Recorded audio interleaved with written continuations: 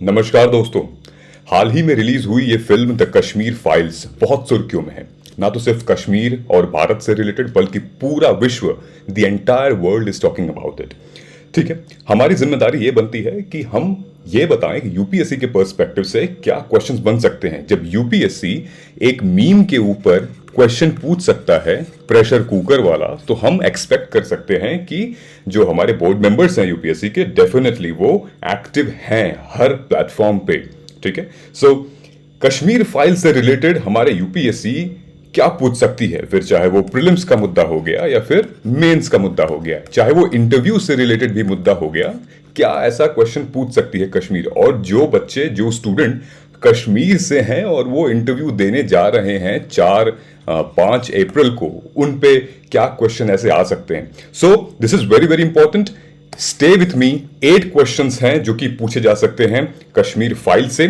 मैं कहानी नहीं बताने वाला हूं आपको यहां पे, मैं ये बताने वाला हूं कि क्वेश्चंस कैसे आएंगे, क्या आ सकते हैं। आई एम श्योर ये इतना ज्यादा पॉपुलर हो गया है, ये इतना ज्यादा वायरल हो गया है कि आप कहानी अब जानते होंगे। ठीक है, अगर आप नहीं जानते हैं तो हमें कमेंट करके बताइएगा, हमारी टीम उस पर एक वीडियो भी बनाएगी। ठीक है, आगे बढ़ते हैं। सबसे पहला क्वेश्चन जो आता है, टैक्स फ्री। आप सबने न्यूज देखी होगी कि कई सारे राज्यों में, ठीक है, कर्नाटका में, महाराष्ट्र में, इनफैक्ट उत्तर प्रदेश में, गोवा में और भी कई सारे राज्यों में इस मूवी को टैक्स फ्री कर दिया गया है। तो अगर हम यूपीएससी की भाषा में देखें, चलिए हम चलते हैं फाइनेंसेस में, थोड़े से इकोनॉमी में। तो टैक्स फ्री का मतलब क्या होता है, एक तो आप ये पढ़ लीजिएगा। ठीक है, यहां पे मैंने आपको एक इमेज चिपका रखी है वेयर इट शोज दैट कि जो क्या होता है अगर टैक्स फ्री किसी मूवी को बना दिया जाता है तो उससे क्या होता है। ठीक है, बेसिकली जो हमारी जीएसटी है ना, सबसे पहले जीएसटी जब नहीं आया था तो टैक्स लगभग ऐसे लगाया जाता था, 30%, 60%, किसी भी एंटरटेनमेंट टैक्स लगता था किसी भी मूवी के ऊपर। ठीक है, लेकिन जीएसटी के आने के बाद जैसे हमारा डिवाइड हो चुका है सेंट्रल जीएसटी और स्टेट जीएसटी। ठीक है, आप देख रहे हैं कि नॉर्मली किसी मूवी की टिकट 200 है, 18 रुपए सीजीएसटी है, 18 रुपए एसजीएसटी है, टोटल मिला के 236 रुपए हो गए। वहीं पे टिकट की प्राइस 200 है, अगर हम टैक्स फ्री कर देते हैं तो ये पैसा जो स्टेट गवर्नमेंट है वो टैक्स फ्री कर देती है 0 रुपीज, और ये 218 रुपए की टिकट होती है लोगों के लिए। ठीक है, इससे क्या होता है, इनफैक्ट जो प्रोड्यूसर हैं, जो डायरेक्टर हैं, जो फिल्म निर्माता हैं, वो टिकट की प्राइस और फर्दर डिक्रीज कर सकते हैं। ठीक है, ये एक एंटरटेनमेंट टैक्स है, जैसे हम वैट सर्विस टैक्स वगैरह लगता है, ये इस तरीके से। तो आपको ये टैक्स वाला स्ट्रक्चर समझना पड़ेगा। ठीक है, किस किस राज्यों में हुआ वो तो इंपॉर्टेंट है ही, इतना इंपॉर्टेंट, लेकिन सबसे ज्यादा क्या महत्व रखता है कि भाई सीजीएसटी क्या होता है, जीएसटी से रिलेटेड क्वेश्चन पूछ सकता है आपके इस संदर्भ में, तो ध्यान रखिएगा। आगे बढ़ते हैं। नेक्स्ट क्वेश्चन जो हमारा आता है वो ये है, हालांकि मैंने यहां पे नंबरिंग में गलती कर दी है, I am so sorry about it, लेकिन सेकंड क्वेश्चन जो आता है वो हमारा, what are anti terrorism laws. ठीक है, ये पूरा का पूरा मुद्दा था, एक मिलिटेंसी से रिलेटेड, मुस्लिम जिहादिस्ट से रिलेटेड, हिंदू से related, anti terrorist activity, terrorist activities से रिलेटेड। सो आपको ये इंश्योर करना पड़ेगा कि what do you know about the anti terrorism laws in India. ठीक है, कुछ एग्जांपल्स मैं दे देता हूं, जैसे कि पोटा हो गया। ठीक है, पोटा रिलीज हुआ था 1986 के टाइम पे, जब ये भी मुद्दा चल रहा था कश्मीर में। हालांकि सबसे पहले पोटा कहां आया था, पंजाब में आया था, वहां पे इंसर्जेंसी हो रही थी, कुछ ऐसी ही इंसर्जेंसी हो रही थी। ठीक है, आप ये देख लीजिएगा, जैसे टाडा है, पोटा है, युवापा है, सडिशन है, क्या है। एंटी टेररिज्म लॉ आपको जानना जरूरी है, ये एंगल। तीसरा और सबसे बड़ा, इसके बगैर तो आप जाइएगा मत बिना प्रिपेयर किए एग्जाम में, वाई वॉज आर्टिकल 370 रिपील्ड। एक शॉर्ट नोट बना लीजिए।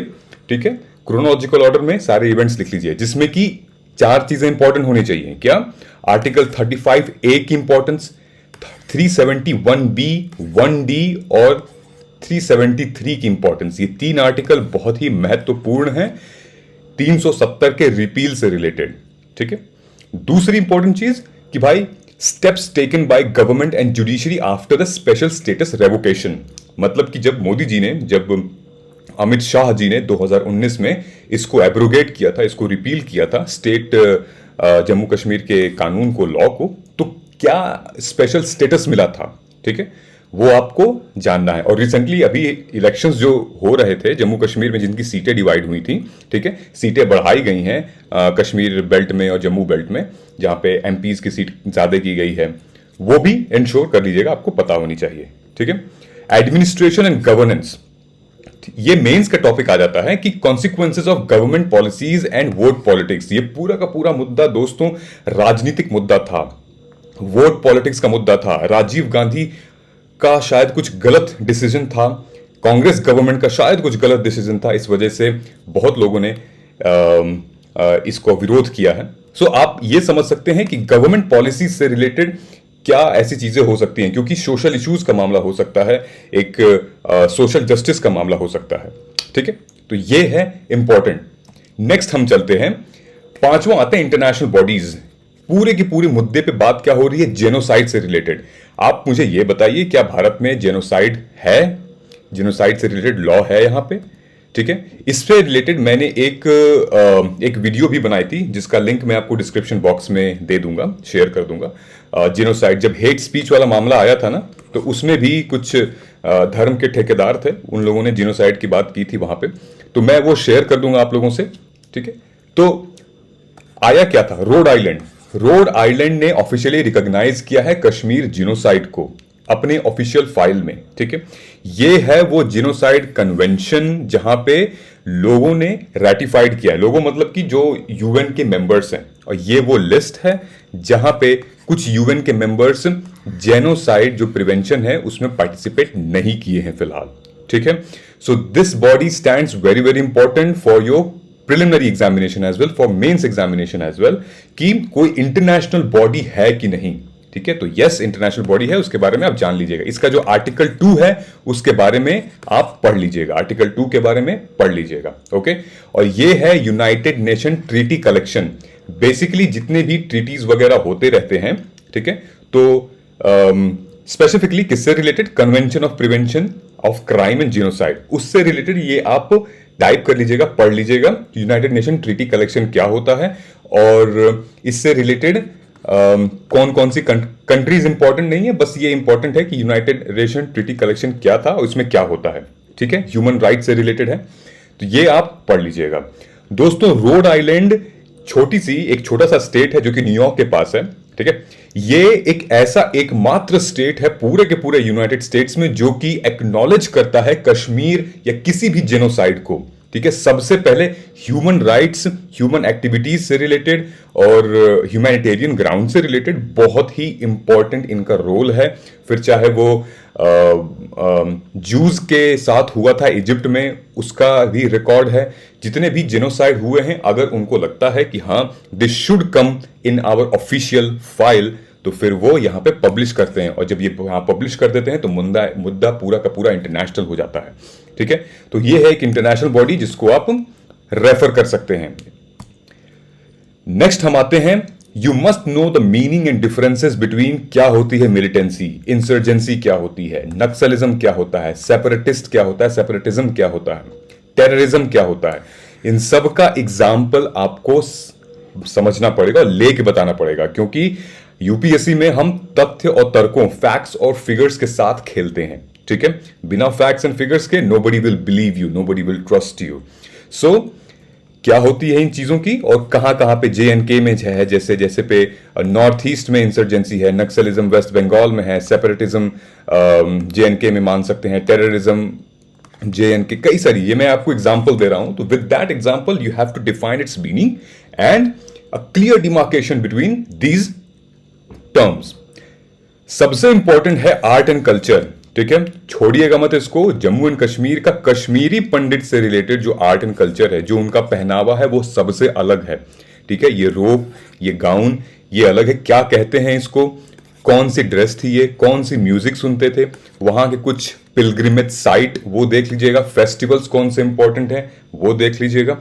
अगर आपको नहीं पता है ये सारी चीजें, तो आप कमेंट करके बता सकते हैं दोस्तों, हम वीडियो निकालेंगे आपके कमेंट के ही बेस पे, ठीक है। सो आगे बढ़ते हैं, सातवां, और ये इंपॉर्टेंट है, द डोगरा डायनेस्टी। क्या थी ये डोगरा डायनेस्टी, ठीक है। Who ruled Kashmir before 1846।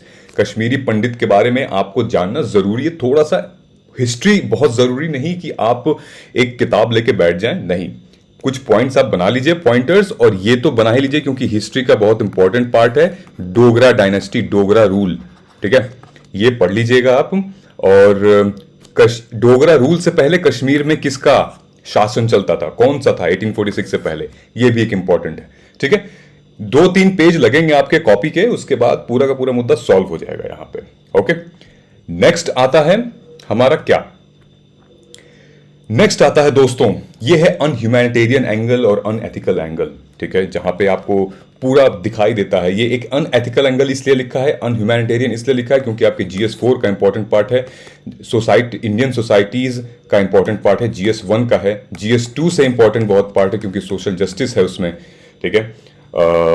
और इन सब चीजों की वजह से सामाजिक आर्थिक स्थिति बहुत खराब हो गई है कश्मीर पंडित की।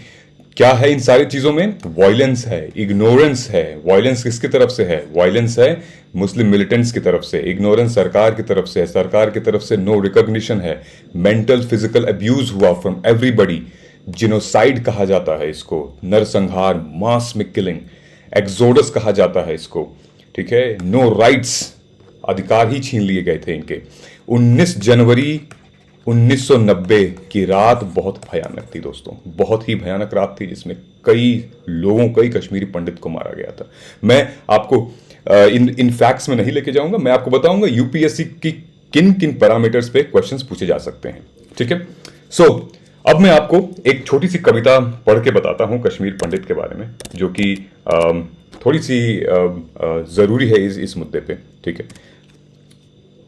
ये कविता कुछ ऐसे है, मुझसे मेरा दर्द न पूछो, मैं कश्मीरी पंडित हूं, अपने घर में मारा गया, टुकड़ों टुकड़ों में खंडित हूं, बेदर्द हवाओं ने देखा, घाटी में धोखा खाया हूं, खामोश खड़ी थी दुनिया, अपनों की लाशें पाया हूं, शोर वक्त में जिंदा है, चित्कारों से मैं पीड़ित हूं, मुझसे मेरा दर्द न पूछो, मैं कश्मीरी पंडित हूं। याद है मुझको जुल्म पुराना, चुपचाप खड़े थे लोग, लुट रही थी असमत मेरी, मरी थी मेरी मां की कोख, हमें बचाने कोई ना आया, खुद के वतन में दंडित हूं, मुझसे मेरा दर्द न पूछो, मैं कश्मीरी पंडित हूं, मैं कश्मीरी पंडित हूं।